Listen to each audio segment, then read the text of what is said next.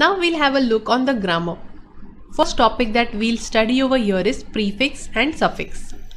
Students, prefix are nothing but a word or a group of word which is added before a particular word.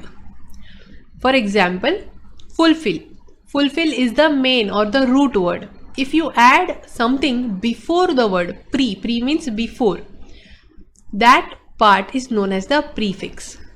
And the second is suffix. Suffix is when you add something after the root word. Okay, fulfill. If you add something after that, example ment, it becomes fulfillment. That is known as suffix. So here we have root words. What could be the prefixes if there are any, and what could be the suffixes? Let us start. First is absolute. What could be the prefix for that? There is no prefix for absolute, but the suffix is ly. The word becomes absolutely.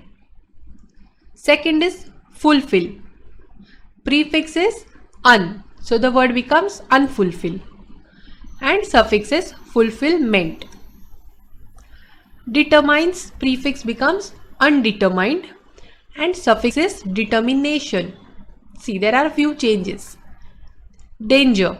There is no prefix for danger and tight, but the suffixes for danger and tight are dangerous and tightly. Clear. Prefix is unclear and suffix is clearly. Sure.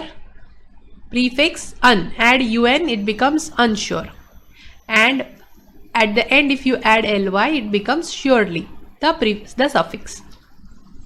Legal. Prefix is illegal and suffix is legally. Legitimate. Prefix is illegitimate and suffix is legitimately. Possible. Prefix is impossible and suffix is possibly.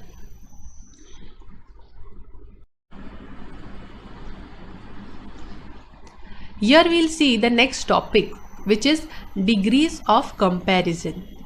See, here the word itself is comparison. Here we have 3 degrees of comparison. First is positive, second is comparative, and the third is superlative. A word always has 3 degrees of comparison. For example, good, better, best. These are the different degrees of comparison. Let us first see what is a positive degree of comparison.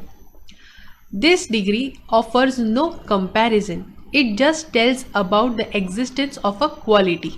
For example, Atul is a clever boy. Here, Atul is not compared to anybody, but it is just stated that he is a clever boy. So, clever is the positive degree of comparison. Second is comparative. This compares 2 adjectives or adverbs or 2 nouns. For example, Milind is taller than John. See here, 2 nouns are compared to each other with taller than. See, taller than. Superlative degree. This compares more than 2 nouns, adjectives or adverbs. For example, Sunita is the quietest of the 4 sisters. Sunita is compared with the other 3 sisters, and it is said that she is the quietest, that is quietest of all the sisters. Here are a few hints for changing or identifying. Whenever it is a positive degree, the word will be in the normal form, the root form, like clever.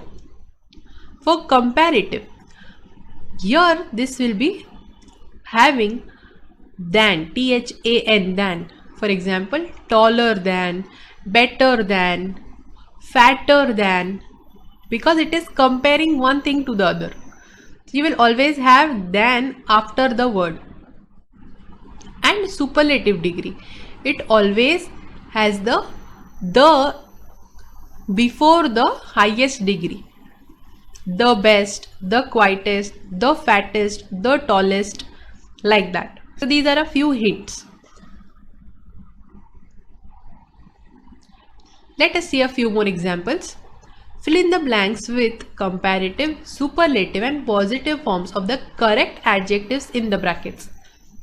See the first one. The tiger is dash animal in the zoo. Which word do you have to use? You have to use dangerous, but you have to use the correct degree of comparison. See, the hint over here is the tiger is the dash. So the is used for superlative degree. The tiger is the most dangerous, because dangerous, the degrees are dangerous, more dangerous and most dangerous. So here you will use the superlative degree, most dangerous animal in the zoo. He is the dash boy in the class. Word you have to use is forgetful. See, again the hint over here is the. So the most forgetful boy in the class. You are very naughty. You are dash your brother. See, here comparison is there between you and the brother. Word you have to use is clever. You are very naughty. You are cleverer than your brother. So you have to use the comparative degree. Clever, cleverer and cleverest. So cleverer than your brother. This is how you have to change the main word to adjust to the sentence. Thank you, dear students.